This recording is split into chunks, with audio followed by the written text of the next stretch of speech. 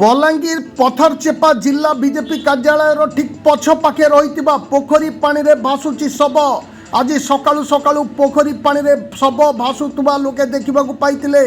एबे लोकंक सुओ छुटुची बलांगीर पथरचेपा पोखरी हिडरे।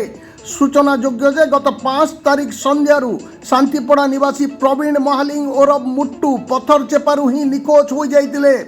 पुलिस और परिवार लोके तांकु खोजी खोजी नयंत हो जाइतिले मध्य तांकर किछि खोज खबर पाई नथिले। किंतु वर्तमान पर्यंत पानी रे भासुथुवा शव कहार ता स्पष्ट होई पारि नाही। सदर पुलिस घटनास्थल रे पहुंचीथिवा देखिबाकू मिलिछि। वर्तमान शवर मुंड केवल पानी ऊपर को दिशुथुवा देखिबाकू मिलुछि। शव को पानी रु बाहर करिबा परे शव कहार एवं केउ परिस्थिति रे संपृक्त व्यक्ति मृत्यु घटी ताहा जना पड़िबो बोली साधारण रे आलोचना जोर धरिछि। तेबे पानी रे भासुथुवा शव कोन निखोज मुटुंकर ना अन्य कहार केउ परिस्थिति रे शव भासुछि पानी रे एहाकू नै जबरदस्त चर्चा लोकंक भितरे।